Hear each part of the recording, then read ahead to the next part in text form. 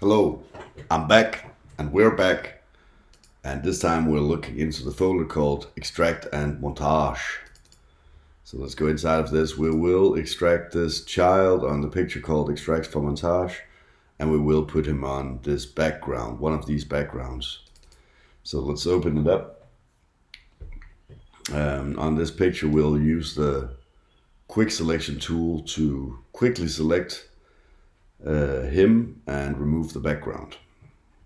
Or we actually don't need to remove it, we just need him selected so we can put him onto a new picture. So the best way of selecting a picture is always to check where is their least contrast. So if I'm comparing the boy to the background, I think it seems like he is very dark compared to the background, and the pixel colors on him is almost the same everywhere, whereas the background has a lot of different pixels in different pixel colors. So it will be harder to select the background most likely than it will be to select the foreground. So I'll take the easy way, which will be to select, in this case, the foreground. I'm using the quick selection tool, which is located right over here. And I'll just be sure that the brush size is like 50 perhaps or more. I might need less down here near the fingers, unless my tool can select them without me having to go in manually to select them. So let's try it. I'm gonna click and hold my mouse button down and just drag across the surface of this kit, and you'll notice that his fingers over here were selected and his finger over here was selected. So actually this tool is so good at selecting that it's gonna select the entire figure without anything outside being selected. This is because the picture has a lot of contrast from the foreground to the background, making a really nice selection without me having to do much. Okay, if I were to remove the background now, the shape will have a very hard edge. I'm gonna show that. I'm gonna open up my layer by just removing this lock down here. That will make it possible for me to delete, for example, by clicking delete. I'll click undo because I need the sky in the background to be deleted. So I'll just go to select, inverse, and then click delete. You probably won't be able to see this, but if I zoom in, there will be a very rough edge next to the selection.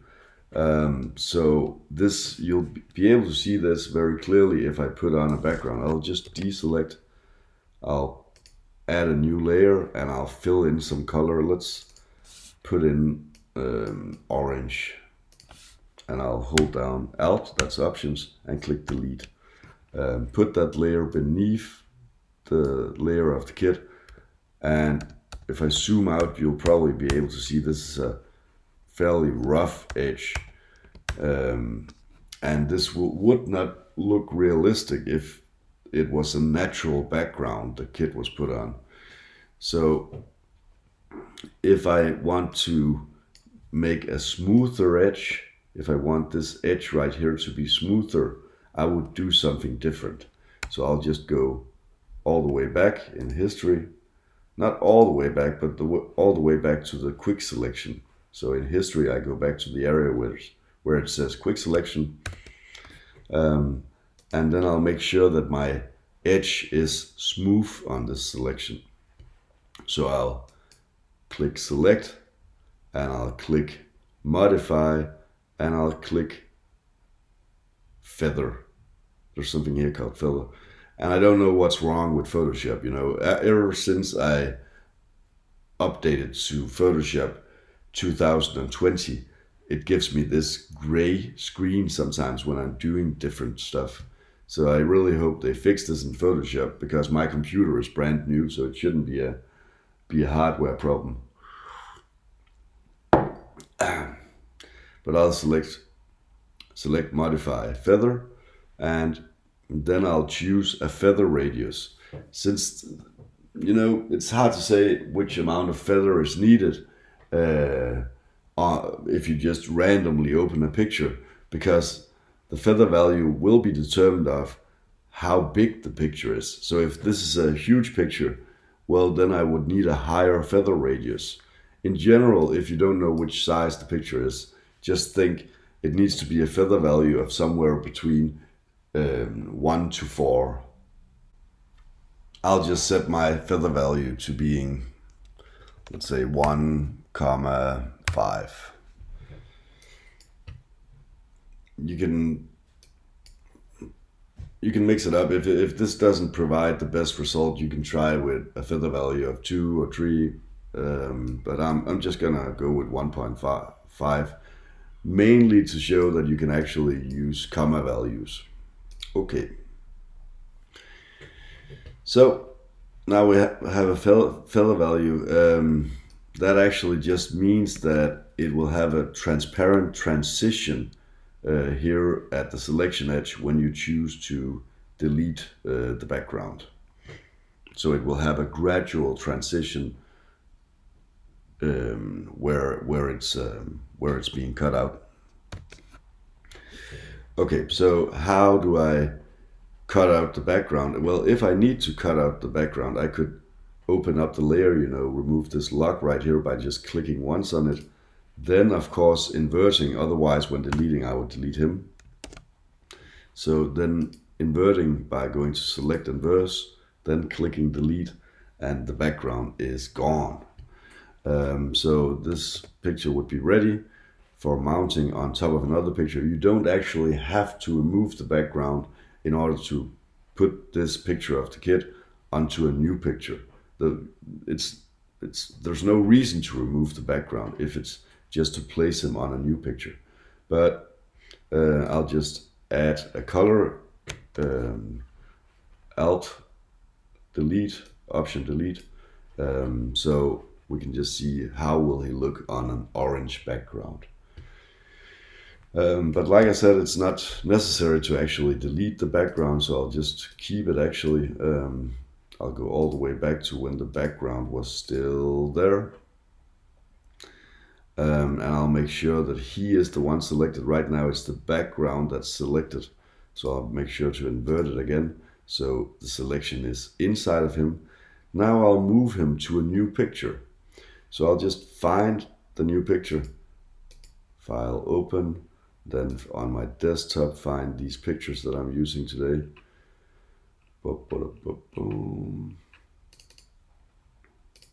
And then I'll just place them on one of these 3 different pictures. Yeah, I'll use this one. Doesn't really matter which one.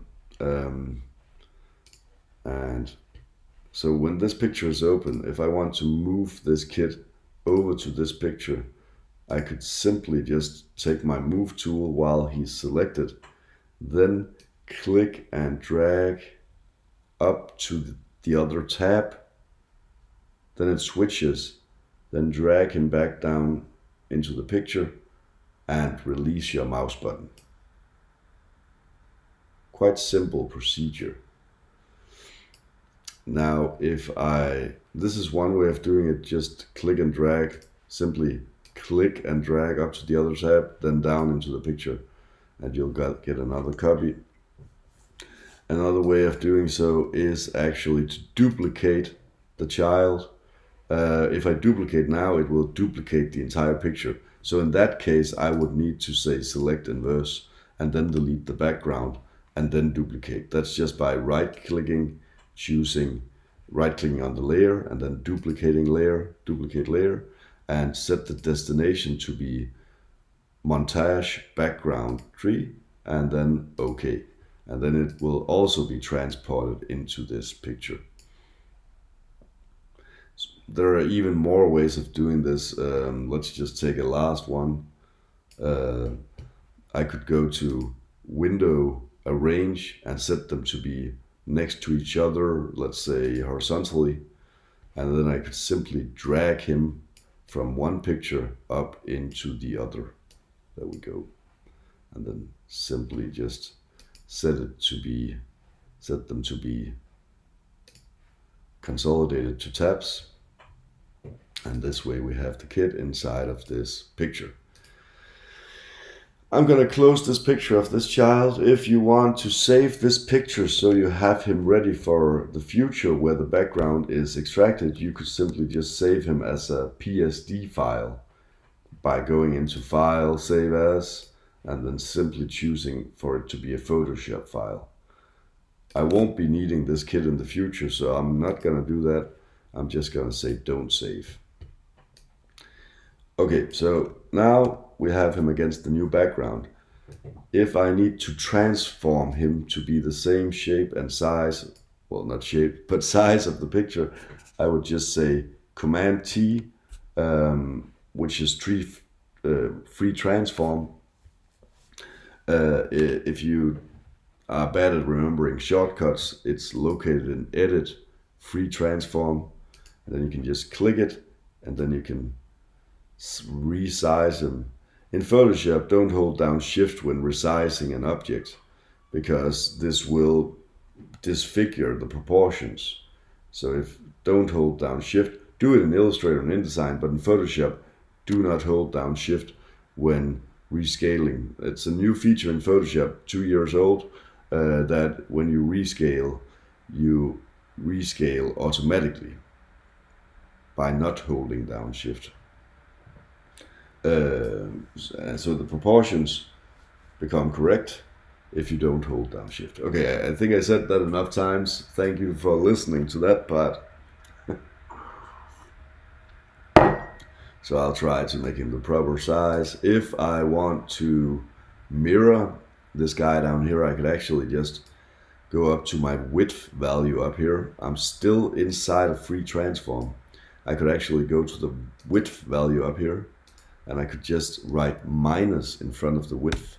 Then he will flip.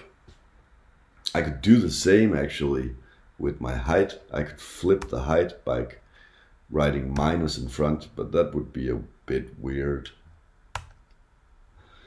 But I think I'll flip him. I think that will be better looking on this picture. So I'm gonna click Enter to confirm the value, and then I'm gonna click Enter once again to confirm the transform.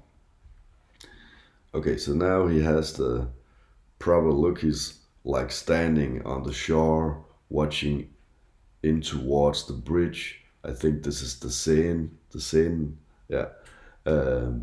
So he's watching the landscape and the city, and he's happy. Well, he's a statue. Perhaps he's not happy. Perhaps he's just like an object standing. Okay, super. So next part is we're gonna make some edits so he looks more correct compared to the background he's placed on. So how can you do that?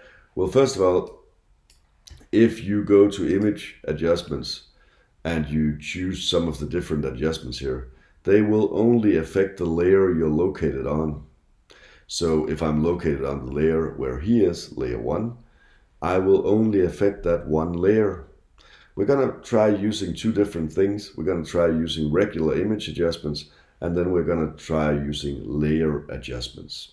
Okay.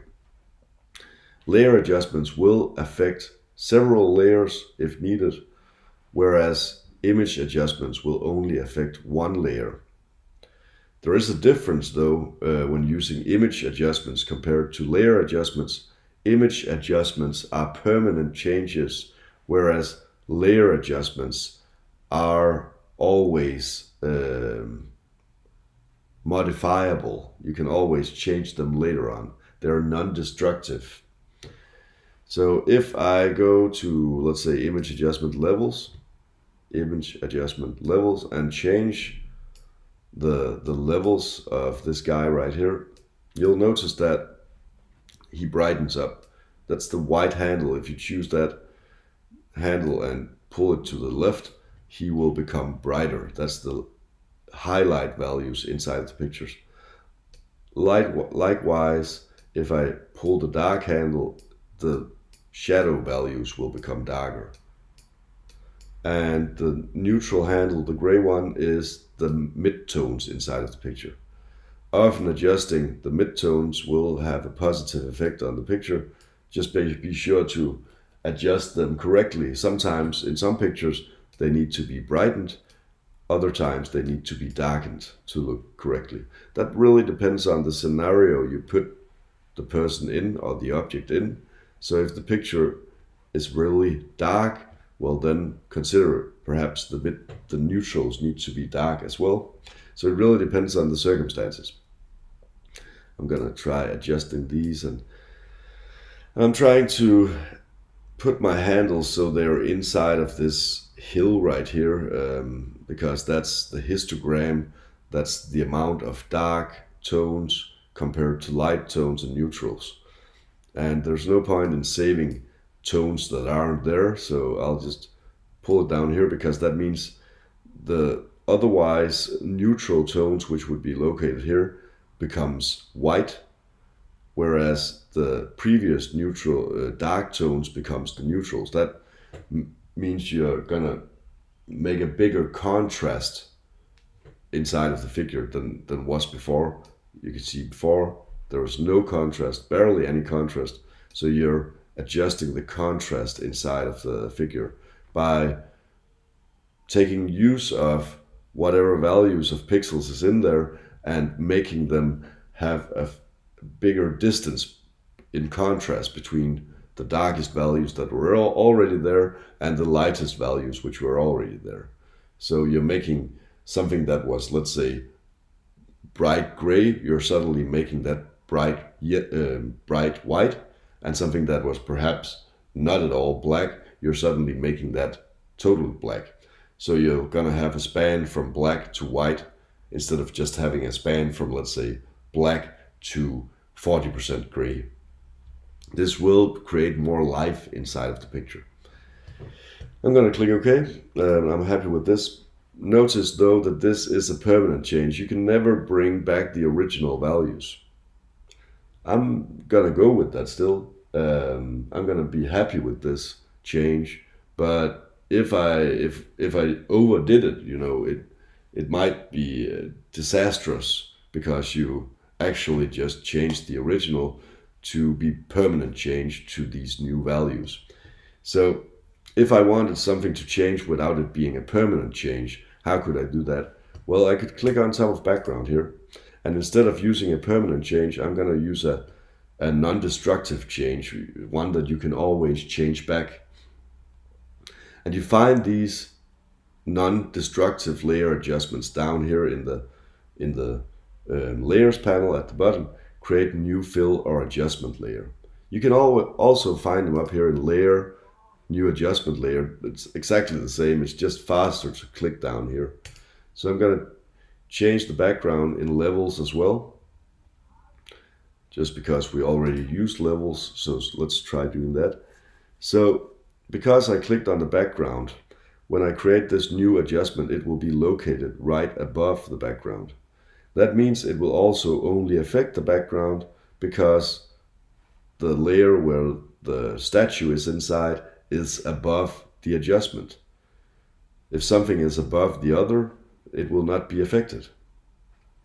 So I'll change these levels, and instead of seeing it in a dialog box, it will show up in a properties panel over here.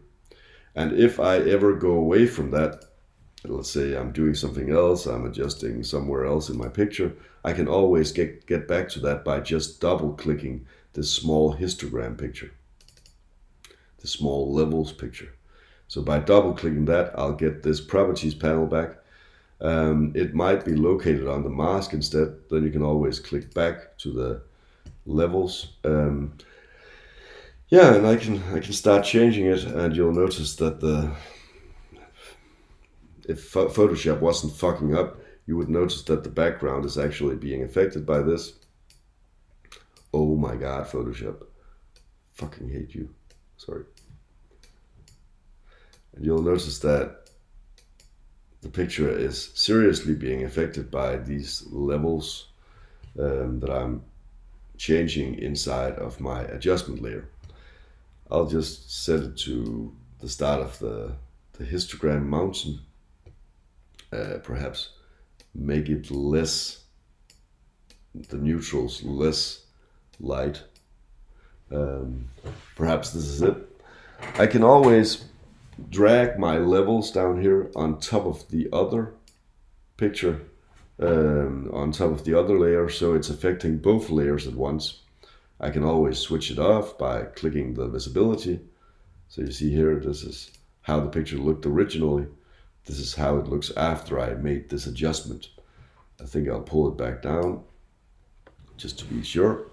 And now if I want this picture of the kid to be more green, I want him to be more green, I want the background to be more green, I could click on top of the kid, then make a new adjustment layer. Let's say this one will be color balance, and I'll set the picture to be more green. Actually, I think there's enough green in here.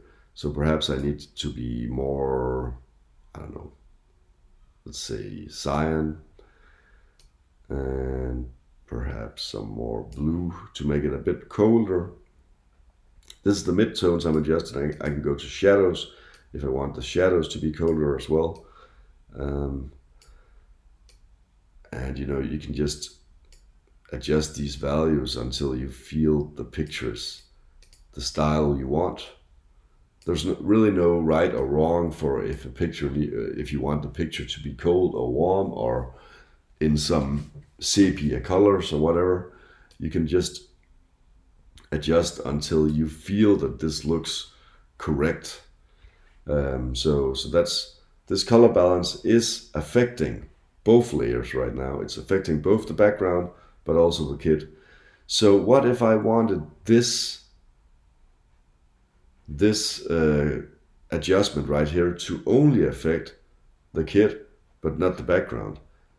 Well, because some of you might feel that it's annoying if you have to use image adjustments on the layer where the kid is, because it's a permanent change, it's a destructive change. You won't be able to change it back later on. So if I choose color balance here, it would be permanent.